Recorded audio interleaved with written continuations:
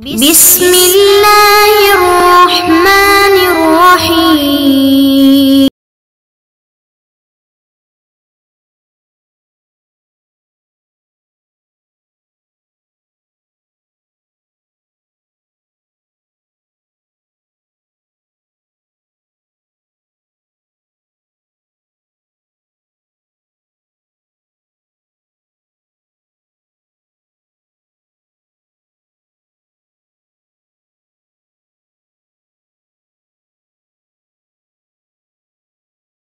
طلاب کرام عزیز، آج کے درس میں جو نکات بیان ہوں گے وہ یہ ہیں: نمبر 1، اعجاز کا لغوی اور اصطلاحی معنی بیان کیا جائے گا۔ نمبر 2، معجزے کی خصوصیات بیان کی جائیں گی کہ معجزہ کہ ہر فعل غیر عادی کو کہا جا سکتا ہے یا اس کی مخصوص قیود و شرائط ہیں، ان کو بیان کیا جائے گا۔ آئیے عبارت کو ملاحظہ فرمائیں۔ ینبغی ہونا ذکر امور، شارح محترم فرماتے ہیں کہ معجزہ انبیاء کی بحث میں یہاں پہ متن مصنف کے بعد چند چیزوں کو ذکر کرنا بہتر ہے، سزاوار ہے۔ احدھا، ان امور میں سے ایک چیز وہ یہ کہ ان الاعجاز فی اللغت بمعنی فعل امر یعجز الناس عن الاتیان بمثلہ، لغوی لحاظ سے معجزہ یعنی ایسے کام کو انجام دینا کہ اس جیسے کام انجام دینے سے لوگ عاجز آ جائیں، اس جیسے فعل کو انجام نہ دے سکیں۔ وفی الاصطلاح، اصطلاح علماء علم کلام میں کما ہوا فی تجرید الاعتقاد، جس طریقے سے خواجہ کی کتاب یعنی خواجہ نصیر الدین طوسی کی کتاب تجرید الاعتقاد میں اعجاز کی تعریف یوں آئی ہے: ثبوت ما لیس بمعتاد، ایسی چیز کا ثابت ہونا جو عادی نہیں ہے، اور نفی ما ہوا معتاد، یا ایسی چیز کی نفی کرنا جو معمول کے مطابق ہے، عادی ہے۔ اب شروط: ما خرق العادت، درہاں کے عادت کو ختم کرنا معمول کے مطابق نہ ہو۔ نمبر 2، ومطابقت الدعوی، دعوی نبوت کے ساتھ اس کا تناسب موجود ہو۔ تجرید الاعتقاد صفحہ نمبر 350 پہ تعریف کی گئی ہے۔ قال الفاضل الشعرانی فی شرح عبارت، اس خواجہ کی عبارت کی تشریح میں فاضل الشعرانی فرماتے ہیں: ان المراد من ذکر خرق العادت، یہ جو خرق عادت کی قید ہے، اس کو ذکر کرنے سے مراد خواجہ نصیر الدین طوسی یہ ہے کہ وہ اخراج النوادر الطبیعیت،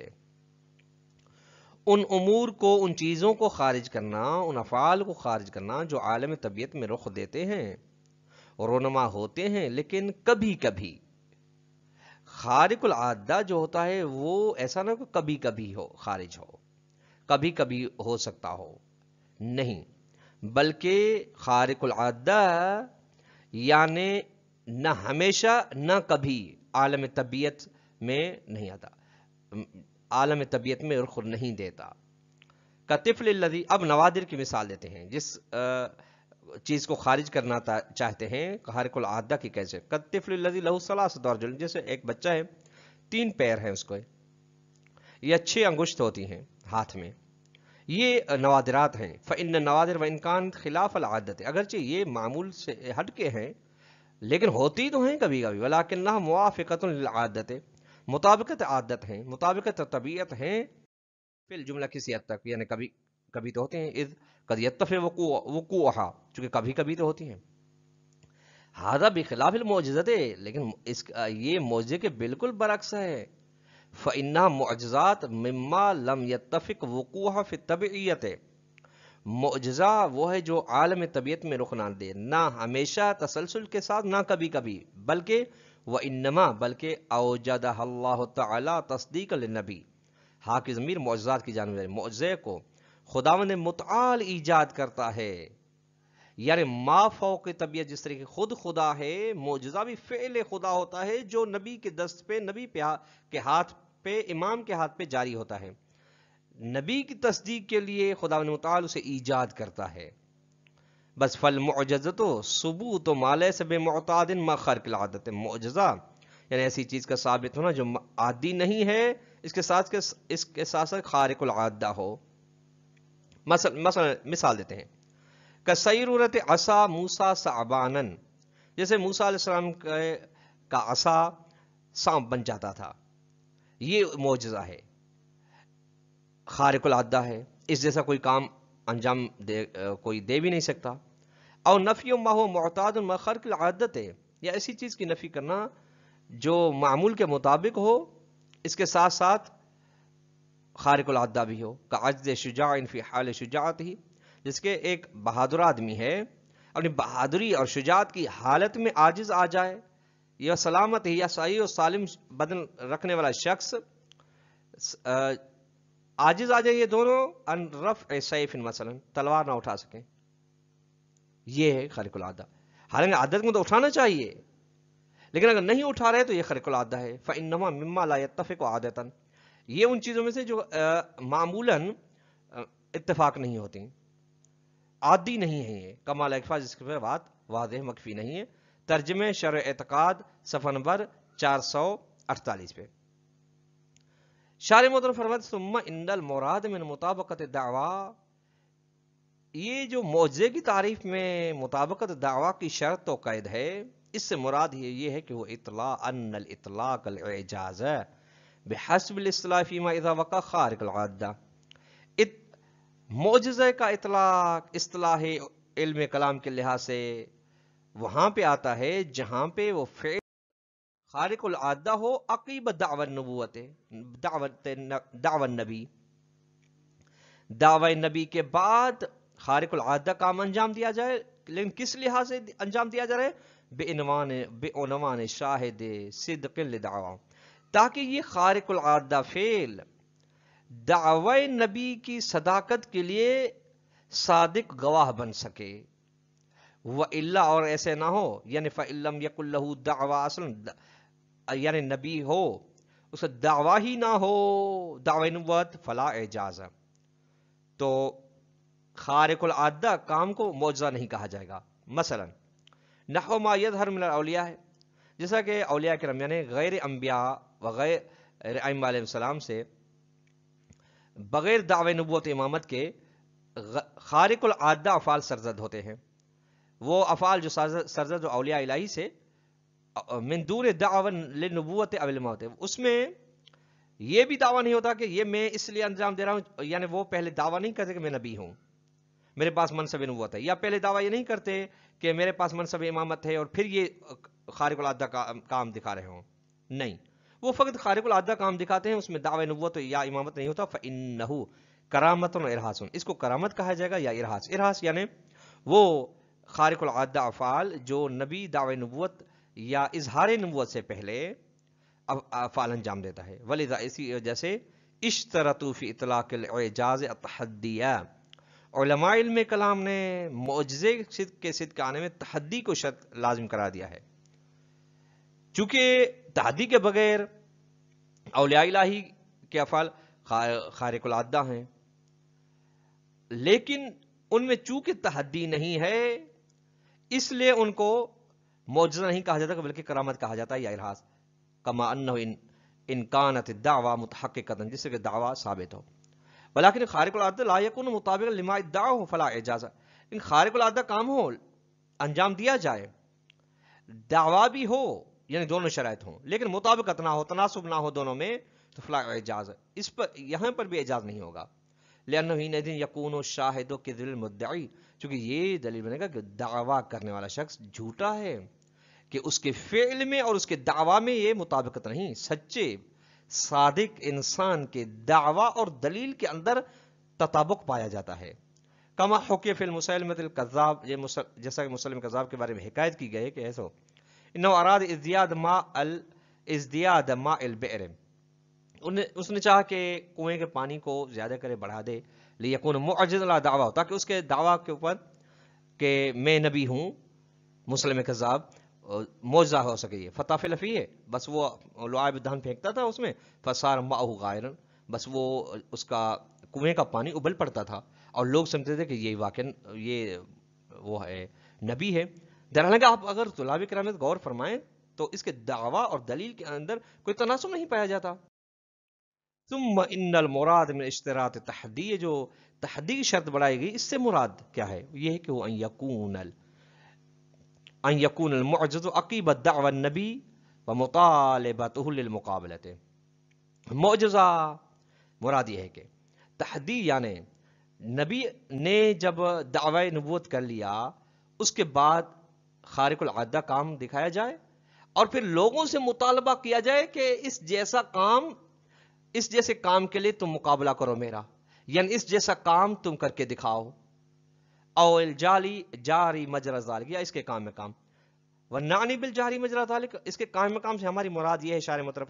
فرماتے ہیں وہ ان یظہر دعوت النبی بحیث لا یحتاج الی اعادتہم، یعنی دعوی نبی اس طریقے سے ظاہر ہو کہ دوبارہ اس کو تکرار کرنے کی ضرورت نہ پڑے،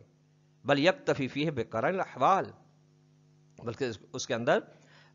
قرائن حالیہ ہی کفایت کرتے ہوں اس کی صداقت کے لیے،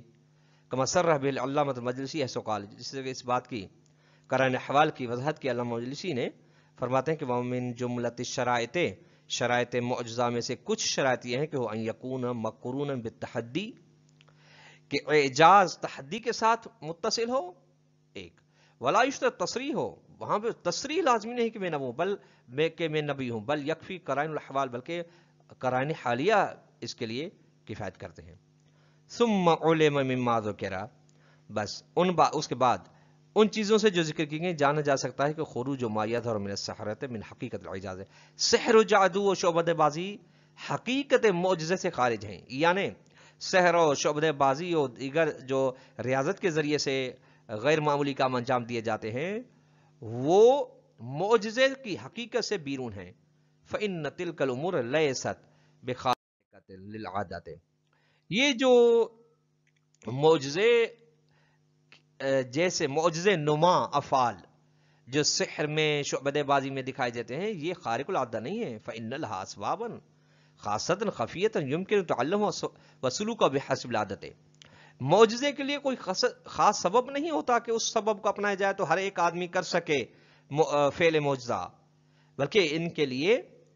کچھ مخصوص عذاب ہوتے ہیں لیکن مخفی ہوتے ہیں، یعنی شعبدہ بازی کے لیے کچھ اسباب پائے جاتے ہیں،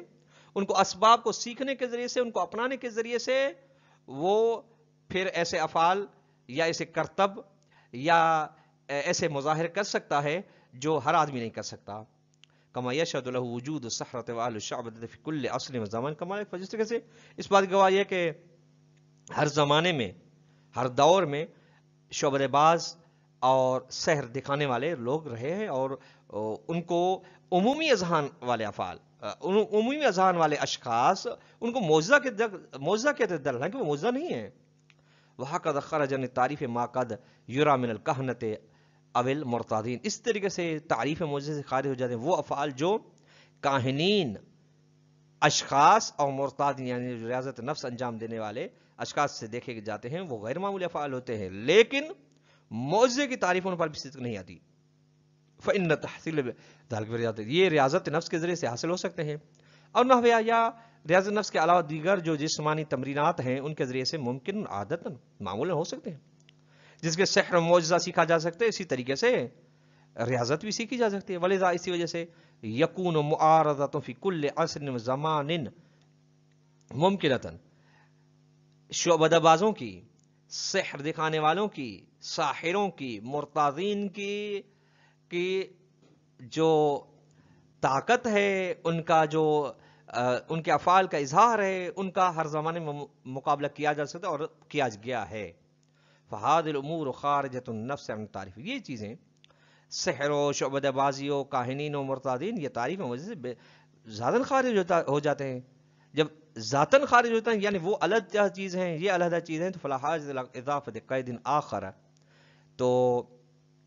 تحدی کے علاوہ، مطابقت للدعوات کے علاوہ، خارج العادہ کے علاوہ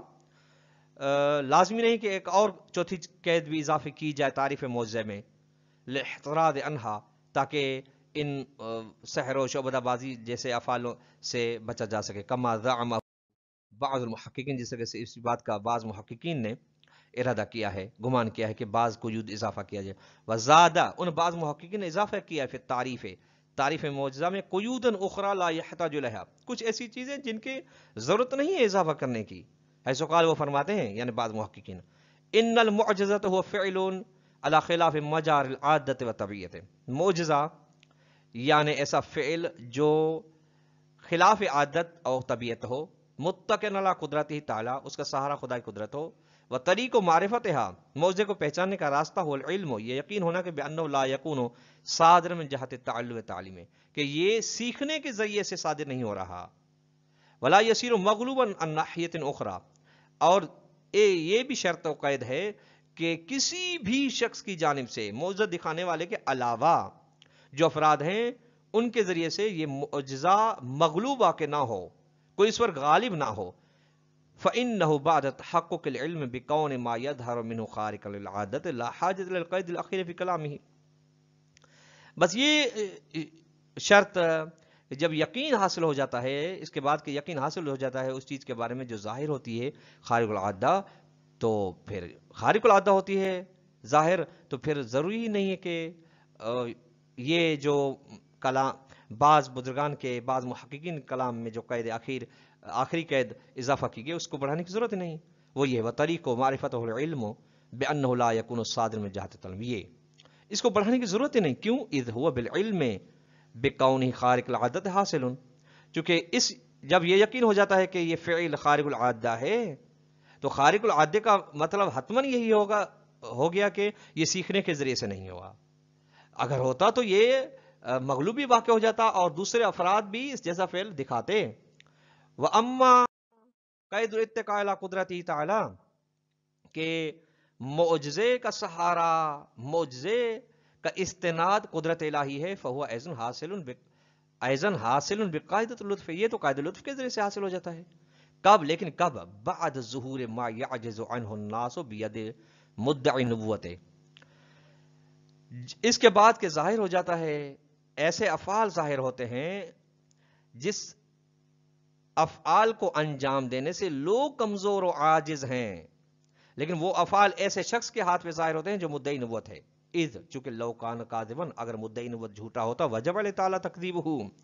حتماً خدا اس کے لیے رکاوٹ ایجاد کرتا، حتماً خدا کسی نہ کسی طریقے سے اس کی تردید فرماتا، وَإِلَّا، تردید نہ فرماتا ہوتا بھی جھوٹا، لازم الاغراء الی الضلالۃ، لوگوں کو گمراہی کی جانب دھکیلنے کے مترادف ہو جاتا، وہ کبھی اللہ تعالیٰ، اور خدا ہرگز بندوں کو گمراہی کی طرف نہ حکم دیتا ہے، نہ ہی کوئی ایسا سبب فراہم کرتا ہے جس کے جانب لوگ گمراہ ہوں،